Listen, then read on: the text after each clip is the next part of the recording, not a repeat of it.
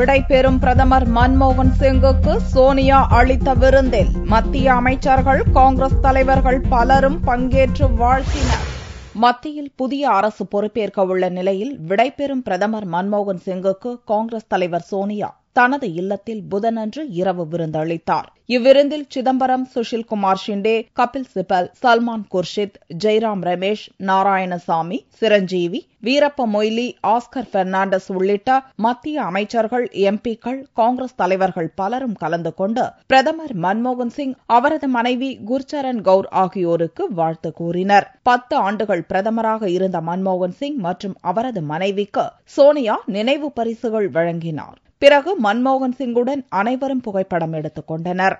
பாரதிய ஜனதா தலைமையிலான தேசிய ஜனநாயக கூட்டணி அமோக வெற்றி பெறும் என்றும், காங்கிரஸ் முன்னெப்போதும் இல்லாத அளவுக்கு மிகவும் குறைவான தொகுதிகளிலேயே வெற்றி பெறும் என்றும் கருத்து கணிப்பு முடிவுகள் வெளிவந்து கொண்டிருப்பதால் விருந்தில் பங்கேற்ற பலரது முகங்களிலும் சோக ரேகை காணப்பட்டது. பிரதமரின் 10 ஆண்டு கால சேவையை பாராட்டி நடத்தப்படும் விருந்தில் காங்கிரஸ் துணைத் தலைவர் ராகுல் பங்கேற்கவில்லை. இது விருந்துக்கு வந்திருந்த பல காங்கிரஸ் தலைவர்களிடையே சலசலப்பை ஏற்படுத்தியது. தொடர் பிரச்சாரம் காரணமாக சோர்வடைந்துள்ள ராகுல் ஓய்வெடுக்க வெளியூர் சென்றிருப்பதாகவும், அதனால் மே 10ஆம் தேதியே தனிப்பட்ட முறையில் மன்மோகன் சிங்கை சந்தித்து அவரது சேவைகளுக்காக ராகுல் நன்றி தெரிவித்ததாகவும் காங்கிரஸ் பொதுச் செயலாளர் அஜய் மாக்கன் விளக்கம் அளித்தார். ஆனாலும் பிரதமரை அவமதிக்கும் வகையில் ராகுல் நடந்து கொண்டதாக பாரதிய ஜனதா, ஆம் ஆத்மி, சமாஜ்வாடி கட்சி தலைவர்கள் கண்டனம் தெரிவித்துள்ளனர். ஜவஹர்லால் நேரு, இந்திரா காந்திக்கு பிறகு நீண்ட காலம் பிரதமராக இருந்தவர் என்ற பெருமைக்குரிய மன்மோகன் சிங் 2014 லோக்சபா தேர்தல் மூலம் மீண்டும் காங்கிரஸ் தலைமையில் ஆட்சி அமைந்தால் கூட தான் பிரதமர் பதவிக்கு வரமாட்டேன் என்று